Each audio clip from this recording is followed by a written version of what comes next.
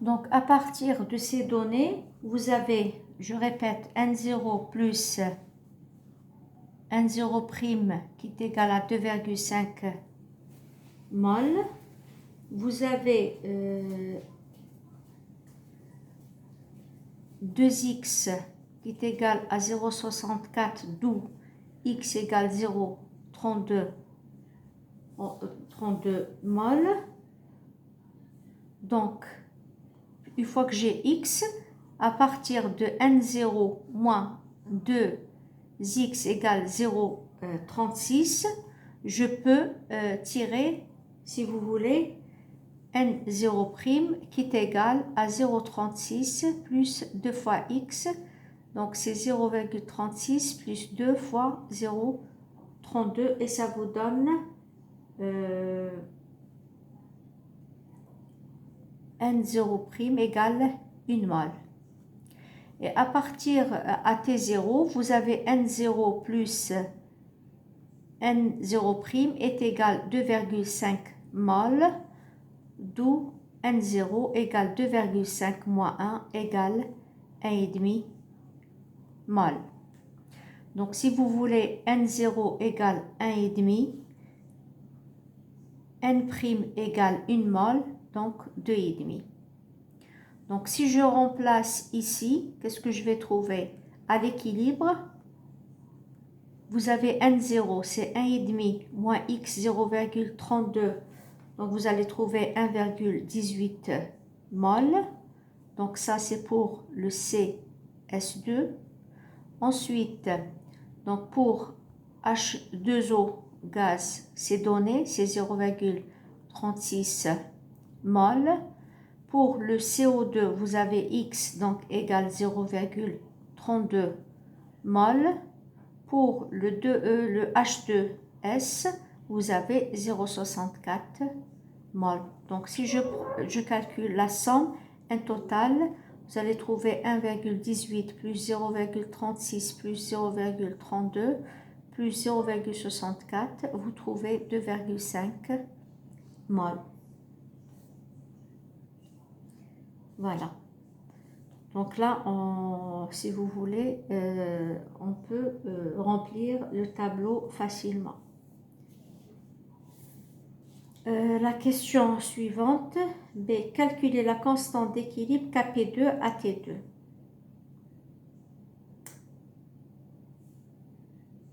Est-ce que cette réaction est possible?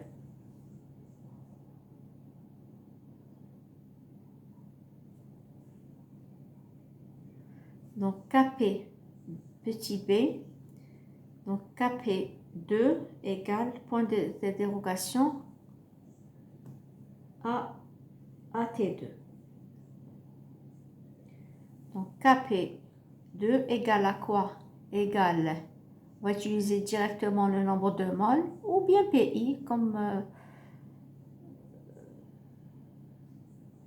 ce sera quoi? Nombre de mol de CO2 fois nombre de mol de H2S au carré sur le nombre de mol CS2 fois le nombre de mol de H2O au carré. Donc égal à quoi? Égal, si vous remplacez, puisque vous avez le nombre de mol de CO2, nombre de mol de CO2 c'est 0,32 fois le nombre de mol de H2 c'est 0,64 au carré sur CS2 1,18 fois H2O 0,36 au carré, vous trouvez la valeur de 0,877. Donc c'est pour calculer T2, vous avez la loi de Van 't Hoff.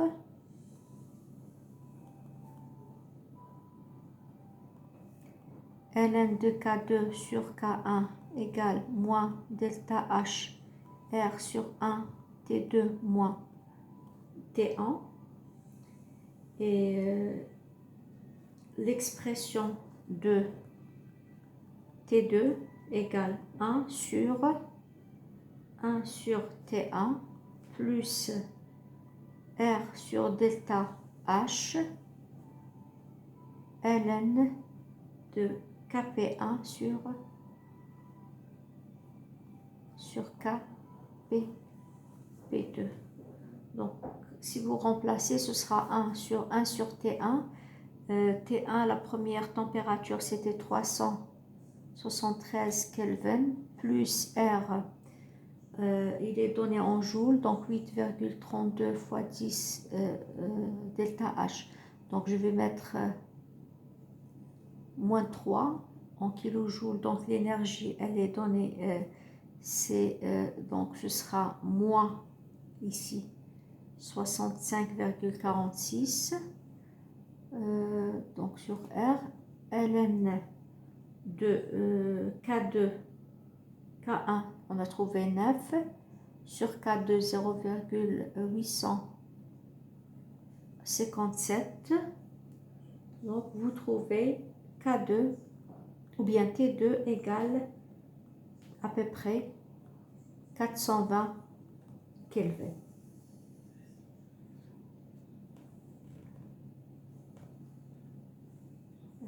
Dans le domaine température, ce résultat est-il prévisible? Donc, T1 égale 373 Kelvin, T2 égale 420 Kelvin, donc T2 est supérieur à T1, avec delta H négatif. Évidemment, la valeur de Kp2 diminue. Donc, ce résultat est prévisible puisque la réaction, elle est exothermique. Donc, si vous augmentez la température, vous allez déplacer l'équilibre dans le sens inverse, c'est-à-dire Kp2 qui est dans le sens 2.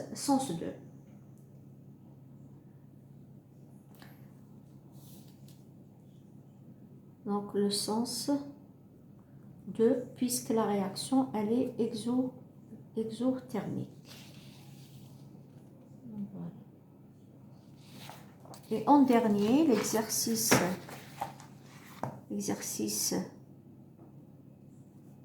3, on réalise l'équilibre suivant à T égale 1673 Kelvin en mélangeant initialement 2 moles de TiCl4 et 2 moles de O2. Donc, la réaction suivante, TiCl4 gaz plus O2 gaz qui vous donne TiO2 solide plus 2 fois Cl2 gaz. Delta H de la réaction égale moins 252,64 kJ. Donc, on vous dit en mélangeant initialement, donc N0 de TI égale 2 moles et aussi N0 égale 2 moles pour l'oxygène. À l'équilibre, l'avancement de la réaction X vaut 1,76 moles. Calculez Kp. Comment évolue l'équilibre si on diminue la température? On ajoute TiO2 à une température constante.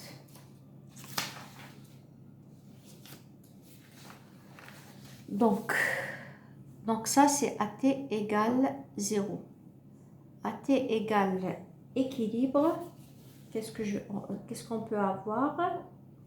Donc vous allez avoir N0 moins X, N0 moins X, X, et 2 fois X. X, 2 fois X, 1, 0. On vous dit que à l'équilibre,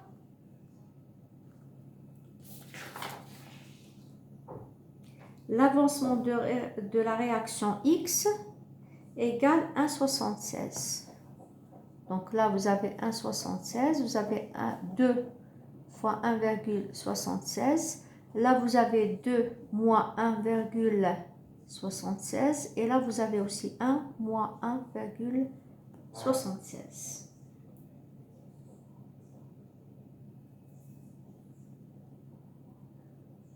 Donc, si on calcule à l'équilibre, vous avez N0,24 pour TiCl4 mol, 0,24, 1,76 et 2 fois X, c'est 3,52 mol. Et N total égale N0. Donc vous rassemblez, vous faites la somme de 0,24 plus 0,24 plus 1,76 plus 3,52. Donc 48. Donc égale normalement plus de 4. On va vérifier tout à l'heure la valeur.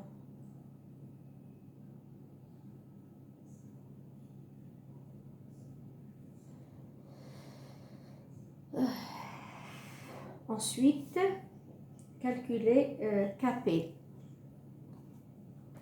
Donc Kp égale PCl2 au carré sur P TiCl4 fois PO2 au carré.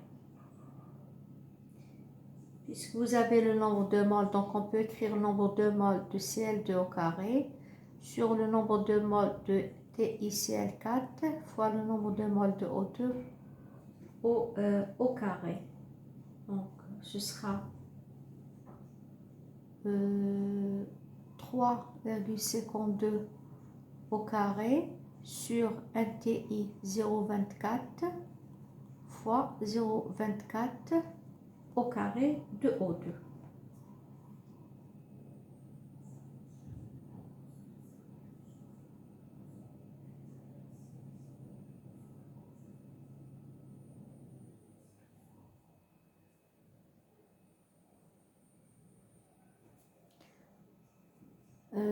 Donc, voilà.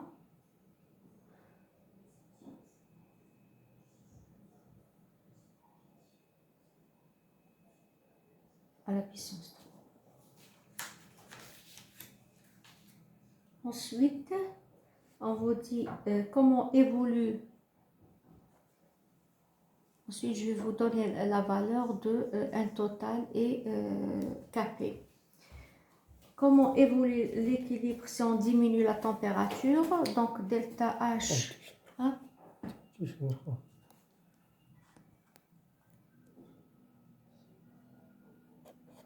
Comme delta H est négatif, donc si T2 est inférieur à T1,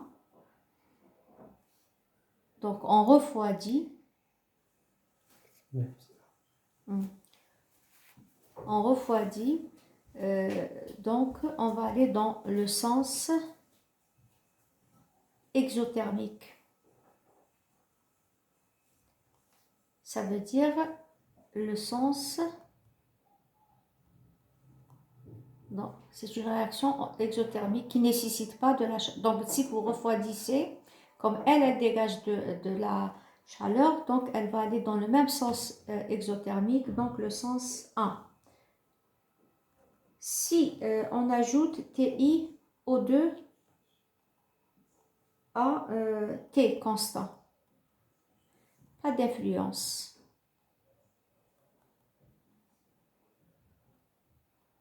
D'un solide. D'accord? Donc, pas d'influence d'un solide sur un équilibre. Nous, ce que nous avons vu, c'était les gaz inertes, N2. D'accord? L'argan. Donc, si on veut étudier l'effet d'un gaz inerte, il faut que ça soit aussi à une pression constante. Mais là, pour un solide, il n'y a pas, je répète, il n'y a pas d'influence sur le déplacement de l'équilibre.